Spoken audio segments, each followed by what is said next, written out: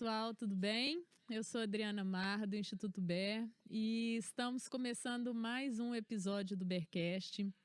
E hoje eu tenho uma convidada super, hiper, mega especial, que o universo foi conspirando assim, e de uma semana para cá a gente refez contato que há anos a gente não tinha mais, que é a Verônica Bersani. Ei, Vê, tá boa? Dri, bom demais poder falar com você por aqui, né? O mundo é muito maluco. Depois do que, uns 30 anos, vou até Nossa, falar pois é, baixo. eu ia falar Eu década, achei mas eu falei, não vou falar década não, vou falar anos, mas é isso aí, muito por aí. bom, é A muito bom. Verônica é prima de uma super amiga minha e a gente conviveu em festas e tal, eventos dessa amiga, que é a prima dela, da Laura Salles. E aí, durante infância e adolescência, a gente se encontrava bastante.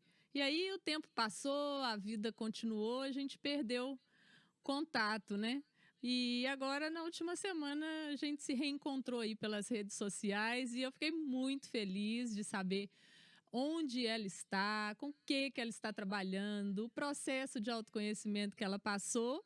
E é sobre isso que a gente vai conversar hoje, sobre o processo de autoconhecimento que a Verônica passou.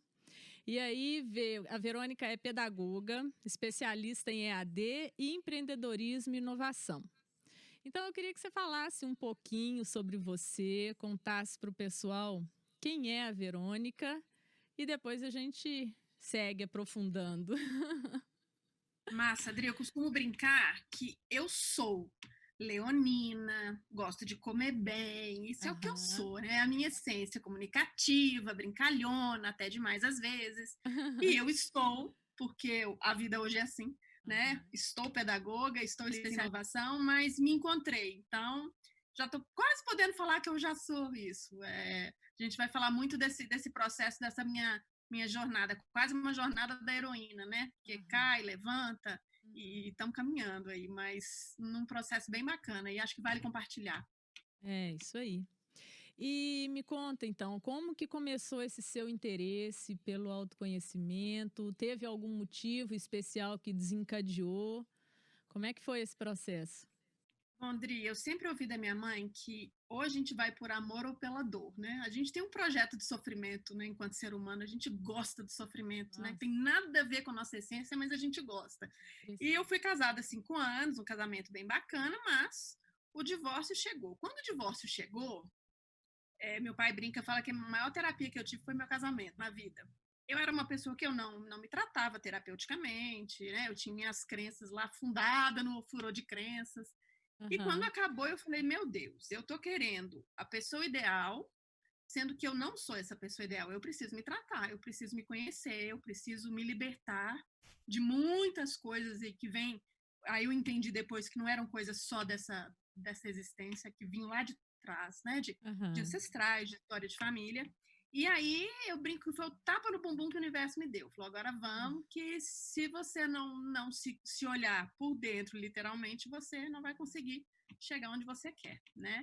Então foi isso, foi um divórcio em 2014, início de 2014, bem desafiador, assim, ninguém casa para separar, né? Ainda mais quem vem aí de uma família que as pessoas entendem que o casamento é importante. Eu entendo que é importante mesmo. Você encontrar uma pessoa e Uhum. viver com ela é um projeto muito legal. Mas a forma como a gente acredita nisso, e às vezes a gente se decepciona, então a gente fica assim, nossa, eu filha de pais separados, eu falei, gente, eu estou repetindo essa história. E aí, Uhum. bom, primeira coisa que eu fiz uma coisa que pode parecer simples, mas eu comecei a praticar yoga. Sempre tive interesse, depois que eu me separei, eu comecei. E aí, na prática da yoga, fiz com a Maria José Marim, que é uma professora querida, uma das pessoas que trouxe a yoga aí para o Brasil, a Rata. Comecei a estudar o yoga, que é, na verdade, a parte teórica, né?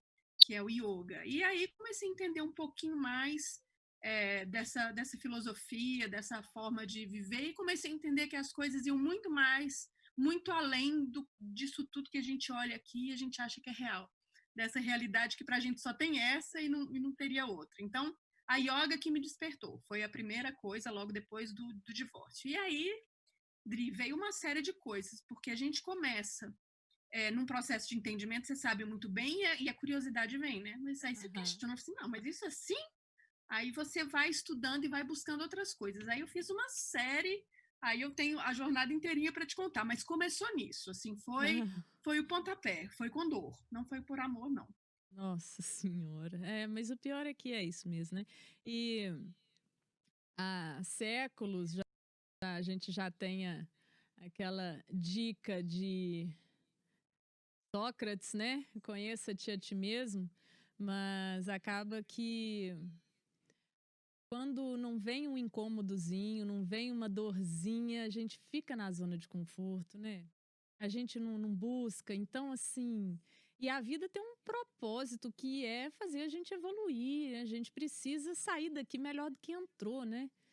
Então, eu acho que eu vejo muito esses incômodos, assim, essas dores como um cutucão mesmo, um tapa no bumbum mesmo, como você falou, pra gente movimentar, né, pra gente sair do lugar e pra gente buscar a nossa melhor versão.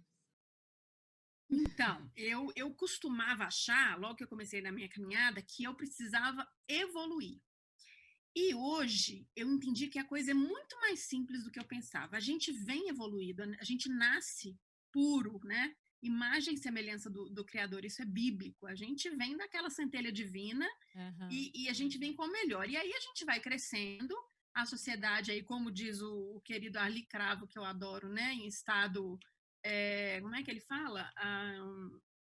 Quase que um estado de praga biológica que ele fala, né? E é muito isso mesmo. A gente cresce tendo que fazer isso e aquilo porque todo mundo faz, e as crenças vindo, crença de dinheiro, crença de relacionamento, Ai, né? quantas E a gente crenças, não né? culpa, né? Uf, A gente não culpa. A gente, na é. verdade, tem uma responsabilidade nisso aí, mas a gente não fala a culpa é da minha família, não é isso. Ai, Durante é, muito não tempo eu dá. culpei, É, eu porque é também. fácil, né? É simples você culpar. Mas Porque quando você somos culpa, você. todos, somos, eu gosto de falar muito isso assim, quando a gente se reconhece imperfeito e somos todos imperfeitos, inclusive os nossos pais, né? Porque a gente tem um modelo que de achar que os pais são perfeitos e muitas vezes eles mesmos passam essa impressão, essa sensação para gente. Então fica uma exigência, às vezes, sobre-humana ali, de perfeição. E eles não são, eles estão nessa mesma luta, nessa mesma busca por fazerem o melhor dentro da capacidade, dentro da maturidade deles, assim como a gente, né? É esse o meu entendimento. Quando eu entendi que a gente faz o que faz com a consciência que a gente tem, que é o Exatamente. que a gente deu conta, É. isso é libertador, Libertador. libertador, né? E aí eu passei, então, eu vou falar rapidamente pelo processo. Depois, a primeira Tá. coisa que eu fiz, que foi profunda, foi a constelação familiar, Aham. né? Eu me mudei para Brasília, co-criei o emprego dos meus sonhos, do jeito que eu queria, né? Porque aí vem aquela história de lei da atração, que é muito sedutora, né? Nossa, Uhum. eu vou pensar e eu vou pensar e eu vou conseguir. Hoje também já Aham. entendo de outra forma, porque É, não é é, simples co-criei assim, muitas, né? Aham. co-criei muitas coisas, co-criei o carro dos sonhos, mas aí depois eu entendi que o carro dos sonhos era o sonho de todas as pessoas e não exatamente o meu, né? E aí o carro deu defeito. Aí eu falei, gente, como é que é isso? Você cocria, o negócio dá errado, você perde. E também comecei a entender melhor isso. Então, primeiro, depois da yoga, eu fiz a constelação familiar, que é um processo extremamente forte. Eu brinco que é uma terapia que é como se fosse uma cebola. A constelação já vai lá no meio. Antes de É. descascar a cebola, ela vai no É centro, visceral porque você mesmo. se conecta, né, com seus antepassados. E é uma energia viva, tá no nosso DNA, tudo que eles passaram, tudo que eles viveram e as crenças que eles trazem, né? Eu tenho ascendência italiana, o pessoal que chegou com muita dificuldade, procurando emprego no Brasil, passaram muitas coisas, né? E de navio, doença. Então, assim, a gente traz isso. E aquela história do dinheiro é difícil, o relacionamento você tem que ficar num casamento 30 anos até morrer porque é feio separar. E aí a constelação começou a abrir portas e é muito dolorido e você tem que ir tratando, tem que ir curando essas feridas à medida em que você vai fazendo esses tratamentos, digamos assim. Depois eu conheci o Theta Healing, que é uma técnica que eu até fiz 2 cursos, o DNA 1 e 2, fui fazer terapia mesmo em Brasília com a Eliane, uma querida, e eu brinco que Legal. ela é minha fada, e o Theta Healing, ele te ajuda a descobrir essas crenças, o que é histórico, né, o que você traz de família, o que é seu, e comecei a trabalhar profundamente. E nisso, automaticamente, quando eu comecei a conhecer a história dos meus pais, entender que eles fizeram o que eles deram conta, eu me libertei dessa culpa, de culpá-los. E aí é impressionante, Adriana, como a nossa vida flui depois que você libera as suas dificuldades com o pai. Né? Eu fiquei muito tempo sem falar com meu pai, sem entender a separação dele da minha mãe. Então, assim, foi uma coisa muito traumatizante. Mas hoje eu olho para trás, eu não mudaria uma vírgula. Porque hoje eu sou quem eu sou por causa dessa história toda. Tinha que ser daquele Exatamente. jeito. O Isso é muito passado da gostoso. gente é muito importante por isso, né? Porque é o passado que constrói a gente, assim. Hoje nós somos exatamente fruto dessas escolhas anteriores que a gente fez e as escolhas que a gente faz sempre, e as outras pessoas também, são de acordo com a capacidade que cada um tem, com a maturidade que cada um tem em determinada época. Então, assim, não cabe culpa, né? Culpa é um sentimento que é tão pesado, é tão esgotante, assim, porque não é de propósito que ninguém faz nada de ruim, que a gente faz más escolhas, é porque é aquela condição que a gente tem e a gente faz achando que é a melhor naquele momento. Eu acho muito legal a gente falar sobre esse ponto dos pais, sabe? Eu passei um processo parecido com esse seu, de, é, de buscar muita justificativa em coisas que às vezes eu não conseguia fazer bem nos meus pais. Ah, mas porque meu pai é isso, porque minha mãe é aquilo, não sei o quê. E um dia me deu um start para conhecer a história deles. Quando eu fui conhecer direito, com detalhes, a história de vida da minha mãe, por exemplo, falei, meu Deus do céu, sabe uma coisa assim, de sentimento de mágoa passou a ser de admiração? Que eu fiquei, É gente, a estrutura familiar que eu tive, infinitamente, 1000 vezes mais do que a que ela teve, ela deu conta de ser o que é. Eu comecei a me ver assim, se eu tivesse vivenciado a experiência de vida dela, será que eu conseguiria fazer tudo, dar conta de tudo como ela deu?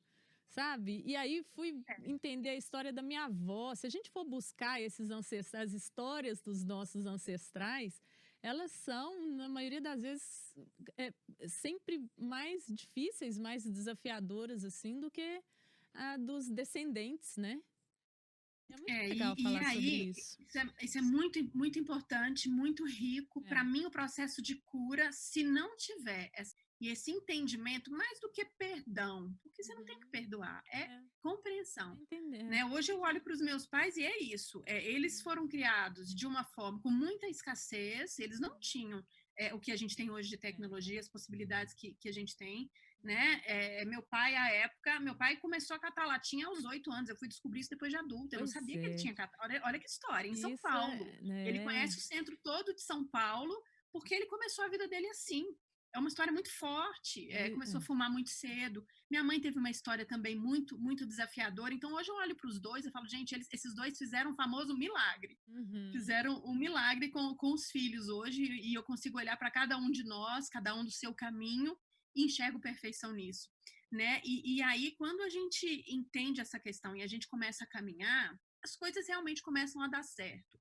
Né? E mais do que dar certo, você começa a realizar seus sonhos, conectando seus sonhos com o todo, com as pessoas que estão ao redor. Porque eu tenho questionado muito esse lance de propósito. A gente tem falado demais de propósito, né, Adriana? Da vida. Todo mundo atrás do propósito. Aí eu falo, gente, será que o propósito não é a gente fazer o melhor que a gente pode, onde a gente está, nesse processo de gratidão, que não é hashtag gratidão e gratitude, não é isso que eu estou falando, não. É de você acordar, você olhar e falar assim, gente, eu tenho uma cama. E eu comecei a trabalhar isso, comecei a trabalhar a listinha da gratidão, que pode parecer uma coisa ridícula, mas isso muda a nossa vida. Eu falei, se eu não tivesse essa cama, se eu não tivesse agora esse chuveiro quente, se eu não tivesse, se meu pai não tivesse pago uma das melhores escolas, assim, abriu mão de um tanto de coisa para pagar a escola para mim, para minhas irmãs. Então, na hora que você começa a listar, e eu comecei a fazer esse exercício, 5 coisas por dia na semana diferentes, eu falei, gente, é um outro um outro patamar de energia, porque é o que você falou da culpa. A culpa está na escala de vibração, está lá embaixo, né? Culpa, vergonha, ressentimento. Quando você pega a pirâmide, apatia, você vibrar isso o tempo todo, e aí que eu entendi a lei da atração. Não é simplesmente eu desejar o marido bonito, o cara gato, o cara rico. Não, para que eu quero? Para que eu quero ter alguém? Eu quero ter alguém para construir uma jornada e para realizar os sonhos que tem a ver com o universo, com tudo, ou eu quero porque todo mundo tem? Por que eu quero ter um bom emprego, que hoje, graças a Deus, eu tenho? Porque eu estudei, porque eu literalmente eu entendo que eu co-criei, mas é para quê? É para eu contar minha jornada, contar minha história e poder trocar experiência com as pessoas? Ou é porque é normal, você tem que estar em tal posto da carreira? A gente começa a questionar até sucesso, sabe, Adriana? É o formato de sucesso mesmo, a gente começa a ver assim, será que isso, o que serve para todo mundo é o que vai servir para a gente? E tudo bem se for, tá? Não tem aqui também processo de julgamento, não. E aí, falando das dificuldades, Adriana, porque a gente começa a se deparar com a nossa sujeirinha, né? Durante o processo de limpeza. Esse é o ponto, né, Vê, assim, que é aquela dor, assim, que é intensa, porque a gente precisa ter humildade, muita resiliência mesmo, quando a gente começa a ver os nossos malfeitos também, né, os nossos pontos a melhorar, assim, né, malfeitos, os nossos pontos a melhorar, E são muitos. E aí, são pontos, né, normais. Sem querer ser muito intrometida, se eu fosse pode me cortar, mas assim, o que foi muito desafiador para você? O que você coloca assim no topo do ranking aí de mais desafiador que você precisou lidar? Sem dúvida. Eu já tenho a resposta na ponta da língua. É o orgulho. E o orgulho te conectar com o julgamento, o auto-julgamento e o julgamento do outro, né? Que é algo que eu ainda estou trabalhando. E eu dou muitas derrapadas. São poucas, não, várias. Mas eu já tenho consciência de que eu estou derrapando. Já é um sinal, eu já fico feliz. Porque antigamente eu julgava e nem comparava. Tinha consciência, né?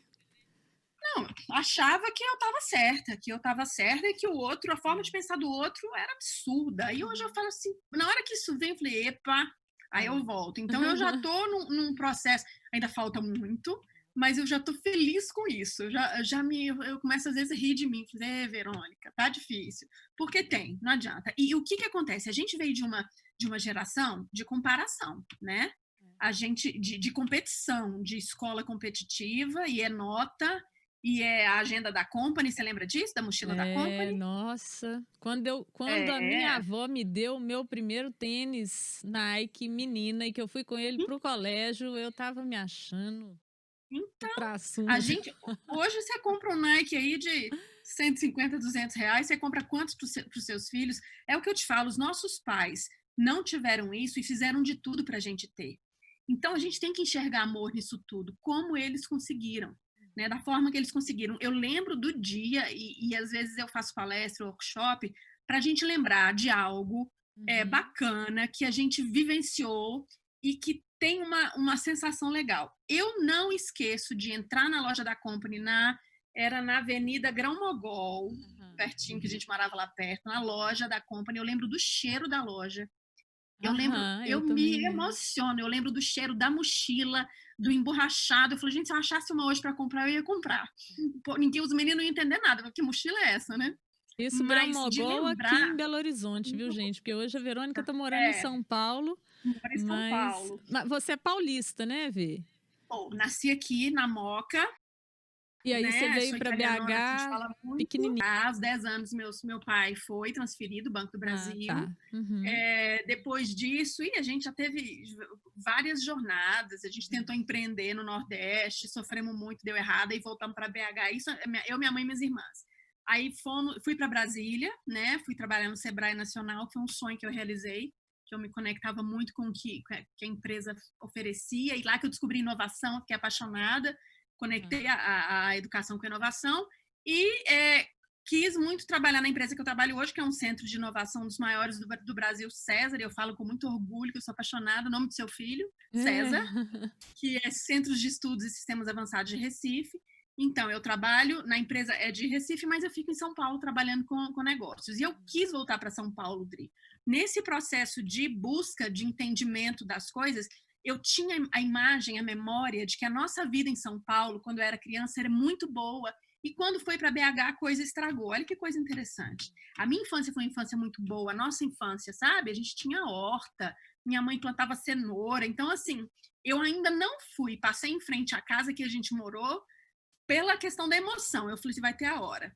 E porque a gente saiu de São Paulo, foi para Belo Horizonte, aí o casamento dos meus pais, né? A coisa começou a trabalhar, eles separaram.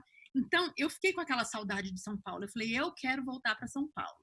E eu escolhi, eu falei, eu quero ir e quero morar no bairro do Bexiga, que é onde ficam os italianos, onde fica a minha ascendência. E tô aqui feliz da vida. Fica parecendo que eu tô em outra realidade quando eu falo isso. Nós estamos num momento difícil, num momento de pandemia, né?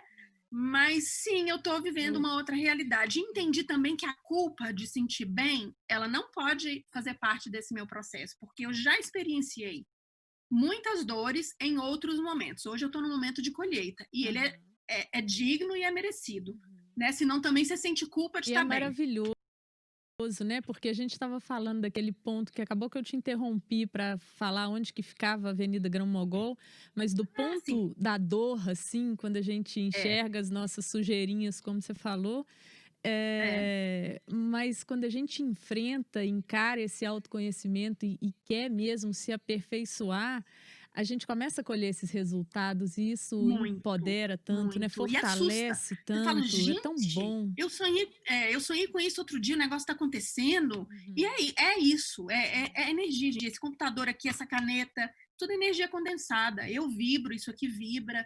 Então, é isso, é o sentimento. Agora, para você sentir bem, você tem que estar curado, ou pelo menos no caminho de cura. E cada um escolhe um caminho, gente. Tem gente vários, que né? escolhe religião. Isso é uma coisa também que a gente não pode definir, delimitar, né? Ah, tem que ser esse caminho. Não, cada um tem o seu. E isso é muito gostoso também. Porque aí você começa a encontrar, a gente encontrou e contando das coisas que a gente gosta e da conexão. O universo vai juntando as pessoas, né? Ainda mais no momento em que a gente está, que é desafiador, mas tem um propósito. Isso aí eu tenho certeza, por mais difícil que seja. E né? aqui, você me contou que tá aí confinada na sua casa há 100 dias, cerca de 100 dias nessa regime pandemia, regime fechado, pois é. Desafio. Eu cheguei de Recife dia 13 de março, passei praticamente 15 dias lá. Cheguei, mamãe até estava aqui em casa, ela estava fazendo um curso e tal. Eu falei, mãe, volta para BH, São Paulo a situação vai piorar, né? Cheguei por Guarulhos, já vi gente de máscara, falei, o que é isso que está acontecendo? E aí, Dri, eu como sou assim, é estado de consciência. Se é para ficar em casa, eu vou ficar em casa. Até porque se eu tenho mais saúde e um dos melhores planos de saúde, não é todo mundo que tem. Então, se eu posso ficar, tem gente que precisa trabalhar. Então, eu deixo quem precisa trabalhar sair. E tô 120 dias. Passei o primeiro mês. Alternei muito. Tinha dia que eu estava ótima, tinha dia que eu chorava e me sentia só. Na verdade, porque eu tive que olhar para mim agora, assim, não tinha mais distração nenhuma, né? Ninguém para conversar, no sentido assim, presencial. Então, agora sou eu comigo, eu e meus 2 gatos. E no primeiro mês foi difícil, no segundo mês começou a melhorar, no terceiro eu tenho tido poucas baixas. E aí eu tenho comemorado a solitude, não a solidão. Porque eu vim sozinha e vou voltar sozinha. Né? Para onde eu for aí, se os ETs me buscarem para onde eu for, eu não sei. Mas eu vou inicialmente, eu torço para que eles venham. Não em forma de gafanhoto, mas em forma de ET mesmo. E quero ter essa paz, assim, essa questão da solitude. Aí tem dia que eu cozinho para mim, que é uma terapia. Tô trabalhando muito a questão do mindfulness. Então, assim, eu vou tomar um banho. Eu estava até falando isso no meu Instagram. É uma coisa boba. Você pega um sabonete cheiroso, vai tomar banho e foca no cheiro do sabonete. Se vier a agenda na sua cabeça, você fala, não vou, agora eu não vou pensar na minha agenda. Ali, né? Viver o presente. Eu tenho falado muito também. Isso é muito importante. Aqui. Sim. Pode. Só terminar rapidinho. Então, essa questão do viver no agora também. Porque eu entendi, gente, eu moro no Bexiga, vai passar um carro aqui da Mexerica, isso aqui é muito normal, tá? No meio da minha fala. a gente focar no agora, Dri. O passado, ele não existe. Aquela Verônica que existiu, ela não existe mais. Eu não tenho que me conectar com ela. Né? E o futuro também eu não sei o que vem. Exatamente. A gente tem o agora. Então, O Poder do Agora também é um livro que eu super indico, que a gente estava falando disso no Instagram. Leiam O Poder do Agora. É um livro de fácil, de Eckhart Tolle, fácil leitura, pode ajudar muito nesse momento. Isso estou falando para os solteiros, aí, os soltos que estão em casa sofrendo. É isso aí. Ô, Vê, a gente precisa ir finalizando aqui. Eu queria que você deixasse alguma mensagem, não sei, de aprendizado, assim, o que ressoa mais no seu coração hoje que você poderia deixar pra gente? Vamos lá. O que hoje é mais forte para mim e que eu quero passar. Nós somos perfeição. Nós viemos perfeitos. Nós somos aquele neném que mamava sem preocupar com conta para pagar, com o que as pessoas estavam pensando da gente, com a roupa que a gente estava. Nós somos aquele ser puro, confiando na fonte. Né? Quem pôde ser amamentado pela mãe, não importa, quem foi cuidado de alguma forma, confiava em quem cuidava. Esses somos nós. Tudo que falam da gente é mentira, tudo que a gente pensa a respeito da gente é mentira. Então, a minha dica eu tenho aí sugeri, @Escola da Liberdade. Entrem para conhecer o trabalho da Marcela Leal, muito legal, falando disso, dessa conexão com a fonte. E aí depois, na hora que você postar isso no Instagram, eu escrevo um tanto de coisa embaixo para complementar, porque eu sei que o tempo aqui é curtinho. É isso aí, meu bem. Muitíssimo obrigada. Eu tô super feliz, assim. Foi um prazer enorme te reencontrar. Te reencontrar nesse estado de serenidade, de plenitude, assim, de bem-estar. E te agradeço muitíssimo. Tenho certeza que a sua mensagem, a sua fala, seus exemplos vão trazer muito discernimento, reflexões positivas para muita gente. Obrigada, viu? Um beijo. Beijo, adorei. Beijo. Tchau, tchau. Tchau, beijo, Dri.